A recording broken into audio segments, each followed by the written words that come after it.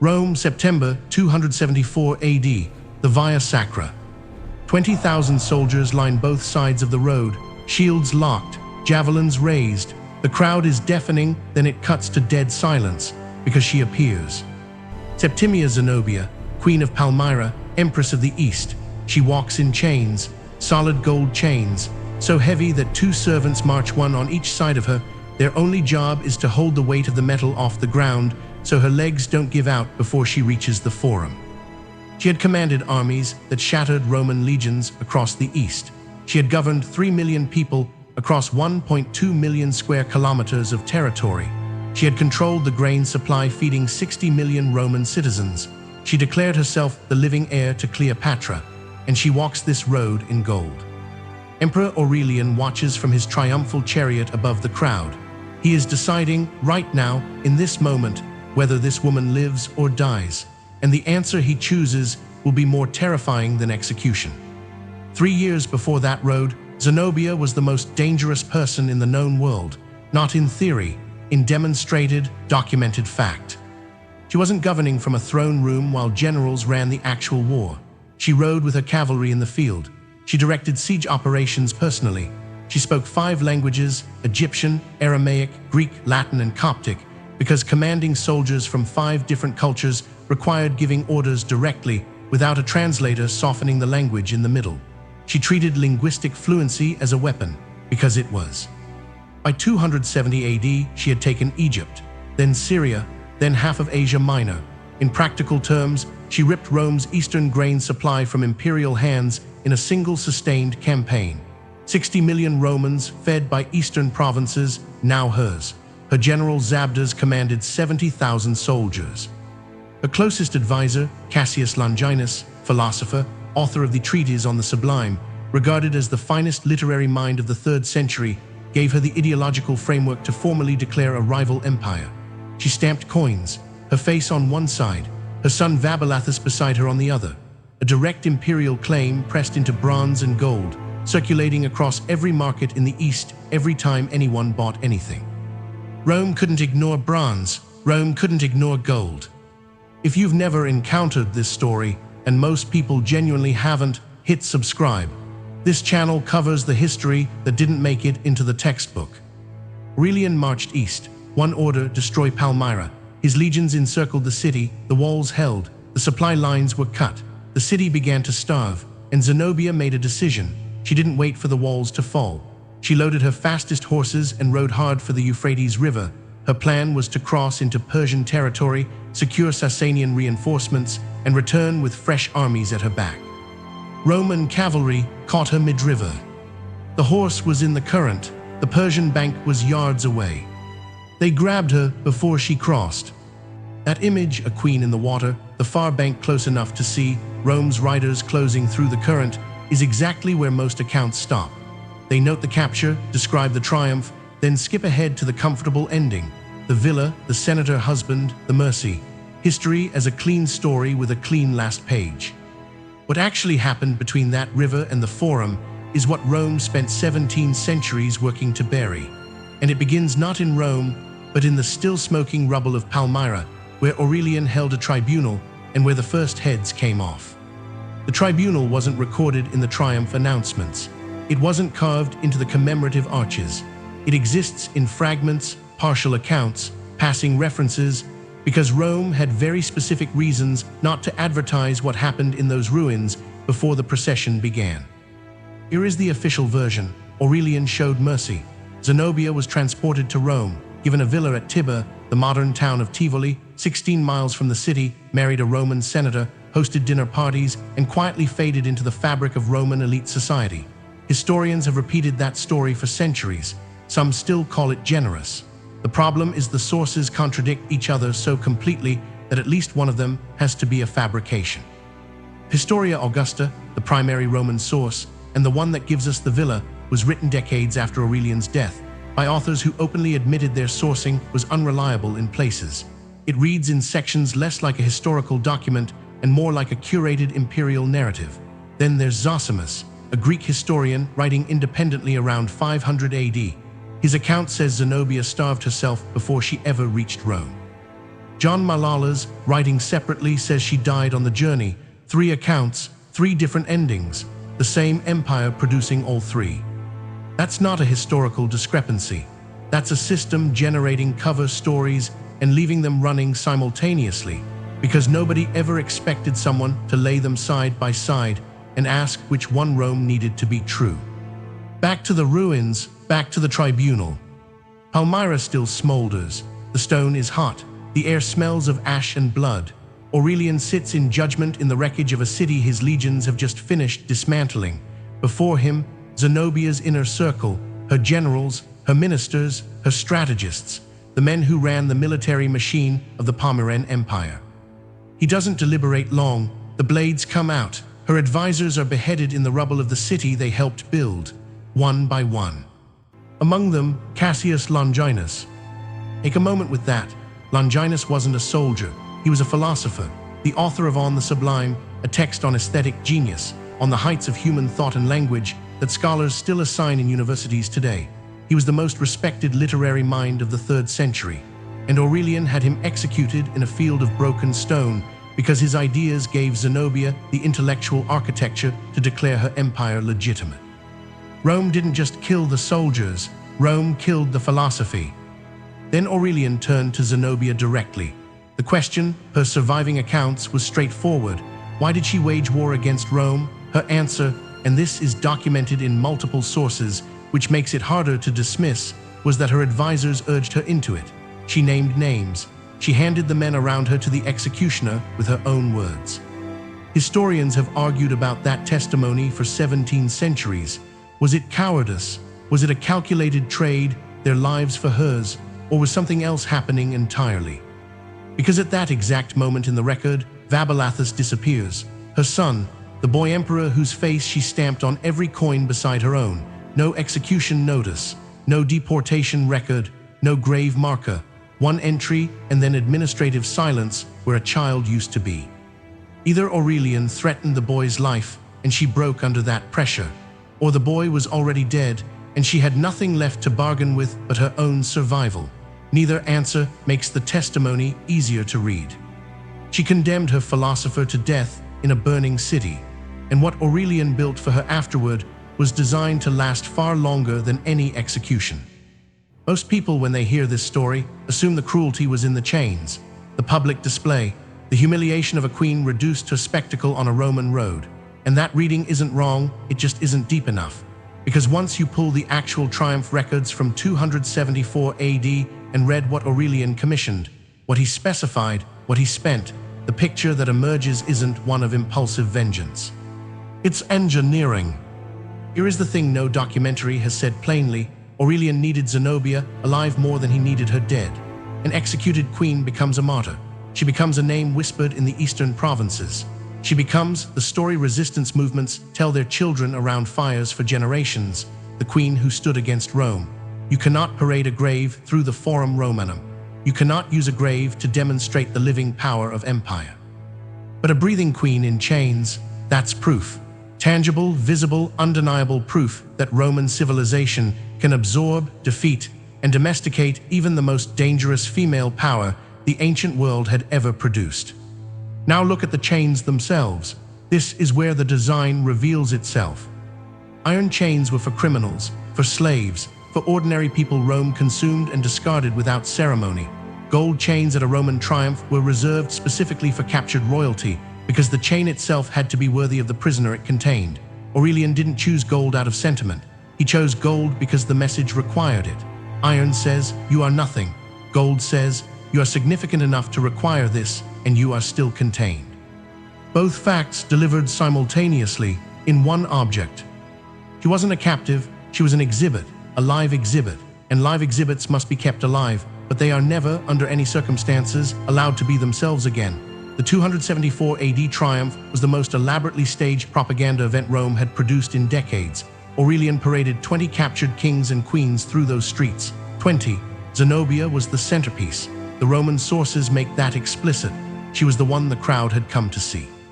She was the argument Rome was making about itself. This is the reframe.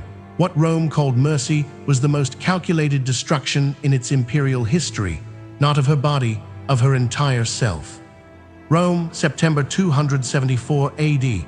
The procession begins. 2.7 miles. That's the distance from the starting point of the triumphal route to the Forum Romanum. Zenobia walks every step. The gold chains drag. The weight is enough that the two servants flanking her are working, genuinely working, to keep the metal elevated. The September heat is brutal. The crowd doesn't cheer. They scream. Multiple Roman accounts record this specifically, not generalized celebration, spectators calling for her execution by name, by method, in detail. The roar of 60,000 people who want to watch her die in front of them right now on this road. She nearly collapses 3 times per the accounts, the weight, the heat, the noise pressing in from both sides like a physical force. And Aurelian does nothing. He lets the screaming continue. He lets her knees buckle. He watches the crowd push toward execution, and then, precisely at the forum's edge, he stops the procession, has the servants hold her upright, displays her, broken, barely standing, breathing, to every witness in Rome. This wasn't mercy pulling her from the crowd. It was Aurelian using the crowd to destroy her, and then demonstrating Roman power by choosing to let her live in the same motion. Salvation weaponized as dominance. She had to stand there and be visibly, publicly grateful for the hand that killed her philosopher, erased her son, and burned her city to ash. The queen, who once commanded 70,000 soldiers, now owed her next breath to his gesture, and every Roman citizen watching understood exactly what that meant. The Forum was only the opening act. The villa at Tibur sits 16 miles east of Rome, in the hills above the city.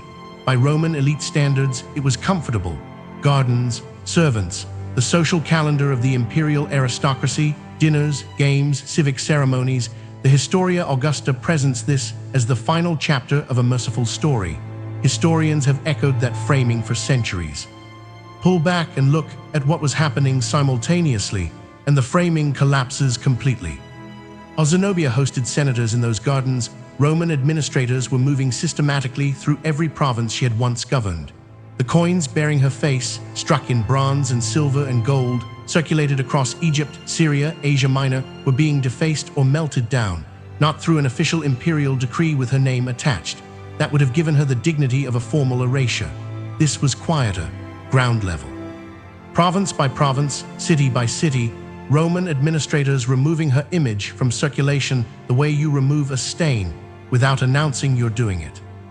Scholars have a technical term adjacent to this practice, damnatio memoriae. The official version was a Senate decree condemning a person's memory, ordering their portraits smashed, their names chiseled off monuments. Zenobia never received that decree. What she received was worse, an unofficial, undocumented erasure carried out by bureaucrats across 3 continents, leaving no single order to point to, no record to protest, no moment of formal condemnation she could push against. You can't fight a silence, you can't appeal an absence. And the city itself. This is where the numbers become necessary, because the numbers are the only thing that adequately communicate the scale of what Zenobia was sitting 16 miles from while she attended those dinner parties. In 272 AD, before the triumph, during Aurelian's first Eastern campaign, his legions sacked Palmyra. The walls came down, the population was subdued, but the city survived structurally. Then a man named Apsios led a minor revolt, killed the Roman garrison commander, and declared a new Palmyran ruler. Aurelian turned his army around and marched back. The second sack was total. The population was massacred or enslaved. Every institution of civic life, the courts, the markets, the administrative buildings, the schools, demolished. The Temple of Bel survived, too structurally massive to efficiently destroy. Everything around it was reduced to rubble and mass graves that archaeologists are still excavating in the 21st century. Palmyra was the city that made Zenobia. Her language, her identity, her claim to Cleopatra's lineage, all of it rooted in those streets, those walls, those trading routes that had made the city one of the wealthiest in the ancient world for 400 years. The city wasn't just her capital. It was the physical proof that her civilization had existed. And while it burned for the second time, she was eating Roman food in a Roman garden, speaking Latin to Roman senators, 16 miles from the emperor who ordered it. That is the villa, not a gift, a cage assembled from the ruins of everything she had ever been. Here is the complete horror of the gold, stated plainly. Iron chains were for criminals and slaves, people Rome processed and discarded. Gold chains at a triumph communicated something specific. This prisoner is so significant that only this metal is adequate to contain them. Aurelian's choice was a declaration pressed into precious metal. She is extraordinary, she is still mine. Both facts, one object, worn through 2.7 miles of screaming Roman streets. At Tivoli, the chains came off, but what replaced them was engineered to last decades rather than hours.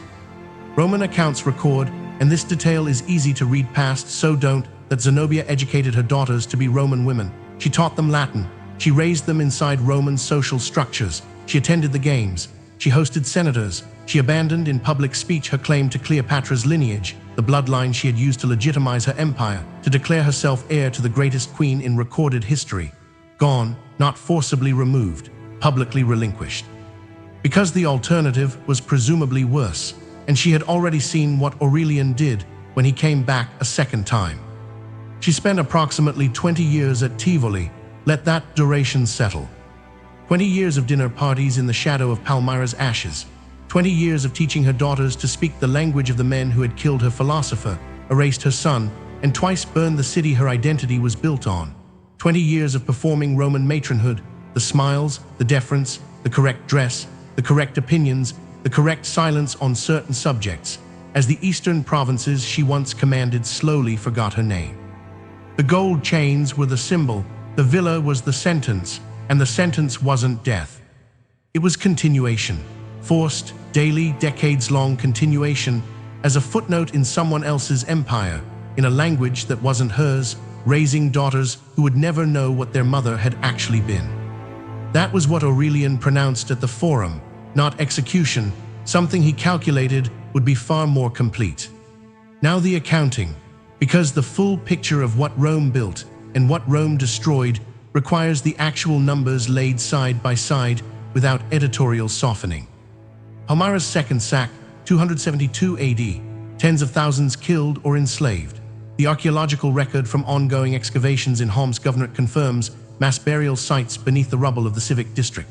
The trade network that had made Palmyra the wealthiest caravan city in the ancient world, the routes connecting Rome's western economy to Persia, India, and China, absorbed directly into Roman imperial tax structures within months of the city's destruction. Rome did not merely defeat Palmyra, Rome invoiced it. The territory became a line item. Dabdas, Zenobia's general, the man who commanded 70,000 soldiers, no record post-capture, presumed executed, but Rome didn't bother to document it.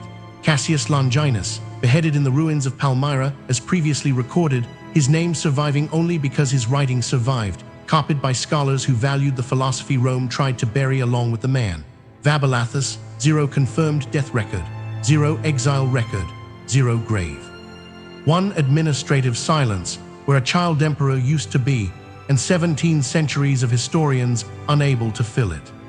The Palmyran Empire, 1.2 million square kilometers at its height, assembled in under a decade, ceased to exist inside 24 months. Gone that fast. And then Aurelian, September 275 AD, less than 1 year after the triumph. His own officers assassinated him on the road to Byzantium, killed over a forged letter, a secretary's fabricated document claiming Aurelian was planning purges. His personal guard believed it. He died in a roadside ambush in Thrace, surrounded by men who served him, over a lie a bureaucrat invented to save himself. The man who paraded Zenobia in gold chains through the Forum Romanum, who ordered Palmyra sacked twice, who engineered the most sophisticated public destruction of a human identity in Roman imperial history, killed by a forged letter in a ditch in Thrace. Nobody built him a villa, nobody taught his children his language as an act of enforced cultural replacement. He got a sword and a paragraph. Here is the irony Rome never planned for.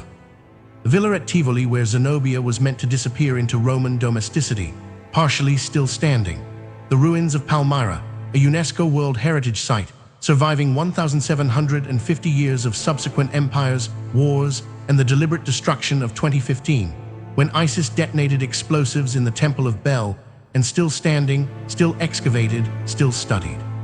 The coins bearing Zenobia's face, the ones Roman administrators defaced and melted across 3 continents, survive in museum collections from London to Damascus. Her face, pressed into metal 2,000 years ago, behind glass in institutions that will likely outlast the next several centuries. Aurelian is a paragraph in the chapter about her. And the central question, the one this entire story has been built around, remains genuinely, permanently open. Did she actually live those 20 years at Tivoli, or did she die en route to Rome, and was the villa a story the imperial machinery generated to perform a mercy that never occurred? Zosimus says she died before she arrived. The Historia Augusta says she hosted dinner parties for decades, both texts produced by the same civilization. Both cannot be true. Neither can be definitively dismissed. That unresolvable gap, did she survive Rome's destruction, or did Rome invent her survival to complete a different kind of destruction, is the final chain, the one no historian has broken, the one she is, in some sense, still wearing. Rome built an exhibit.